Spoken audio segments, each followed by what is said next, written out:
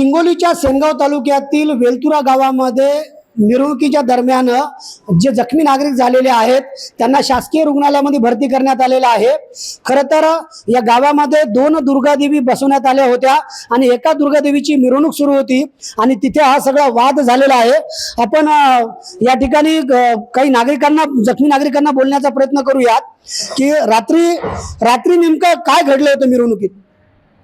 रात्री काहीच नाही सर, आम्ही आमच्या देवीची आरती करत असताना त्याची मिरवणूक पाराजवळ आली ती त्याच्या सर्व तयारीने आलेली होती। आम्ही आमच्या घराकडे परत जात असताना त्यानं हल्ला केला, दगडफेक केली, जरांगे पाटलाच्या पोस्टरला दगडफेक केली।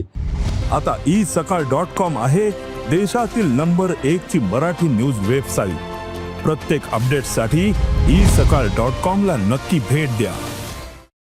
बॅनर फाटले, त्याच्यामुळे दंगा झाला। पण देवीच्या कार्यक्रमामध्ये दोघेही एकमेकांच्या इकडे जेवण्यासाठी आमंत्रित होतो। आम्ही जेवाय गेलतो, त्याने बोलवलं होतं, आम्ही जेवाय गेलतो। जेव घातलं का त्यांनी? जेव घातलं। मग काय झालं अचानक फक्त दगडफेक केली त्याने जरंगेच्या पोस्टरवर, त्याच्यानंतर कार्यक्रम घडली। आपल्यासोबत अजून काही जखमी आहेत, आपण त्यांना विचारूया।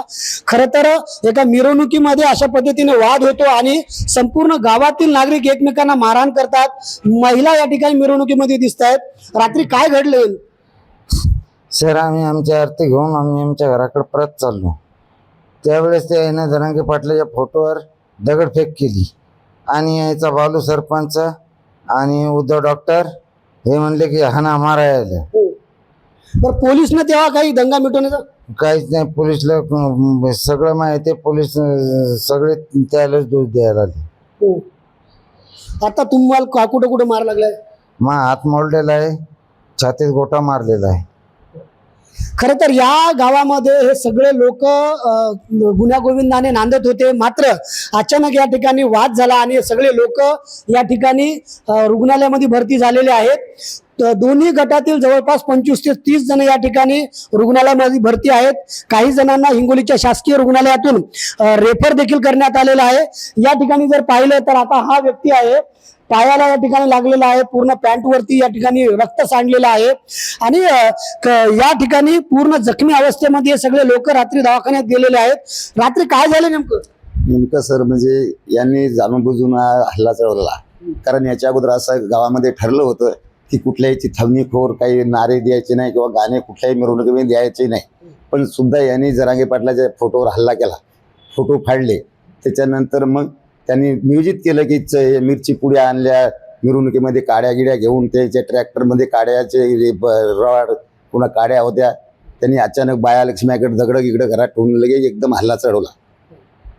कोणाला कुठे कुठे लागले?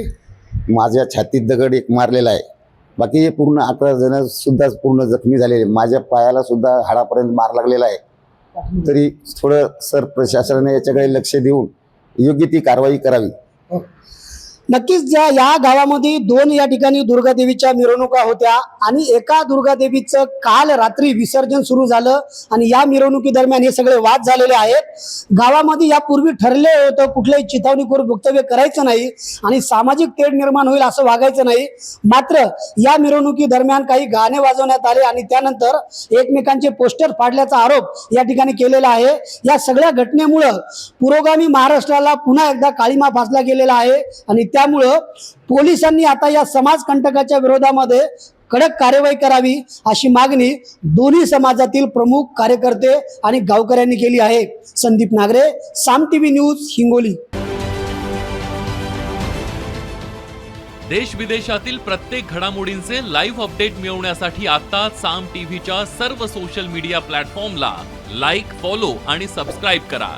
तसंच सर्व नोटिफिकेशनसाठी बेल आयकॉन प्रेस करायला विसरू नका।